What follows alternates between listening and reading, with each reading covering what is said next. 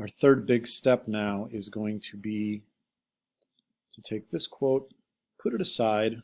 We'll turn off the pencils for now and literally work in black and white. This is going to be that big text that alternates with that's going to alternate with the image of the pencils. And my big goal right now is to take this text, and I'm going to want it in a much bolder, thicker font, something like Impact or Arial Black. And this would be ideal to have done in all capitals.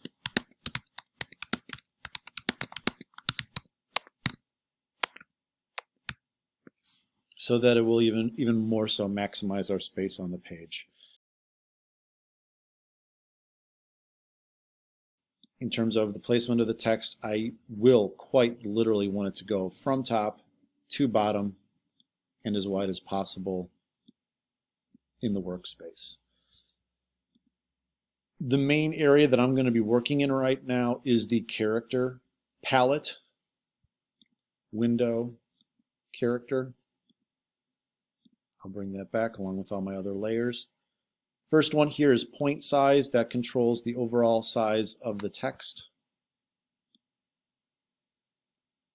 And I'm not picking numbers intentionally. I can just click on that little icon and you can see the finger becomes what they call a scrubby slider. If I click and drag to the right, the value goes up. If I drag to the left, the value goes down. But it's going to be doing things like this to say, that's a good size. Here is letting. Letting controls the space between lines. I will want those lines to touch. Third and fourth thing I might play with are things like the height of the text. That's independent of the point size. So you can see it's stretching it out vertically. That root causes me to have to go back and change the letting accordingly. Possibly the width of the letters independently.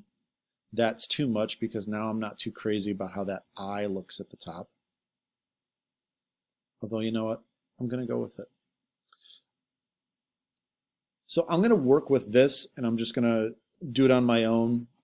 You'll see this happen in sped up time. One thing to definitely keep in mind here is that when I look at the word could versus the word revise, it feels a little bit more compact. So by selecting an individual line of text, I can individually come here to the tracking and spread that out so that it's 110, 120.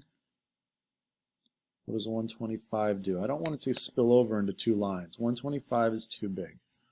122. Great.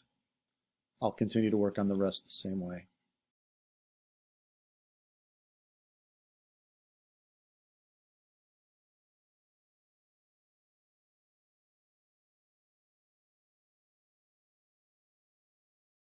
I've got this as an example. I'm just going to run with it to see what happens. I feel like this is going to be a pretty enormous void of negative space since it's just the letter I on its own. Ideally, I wanted it to be I could.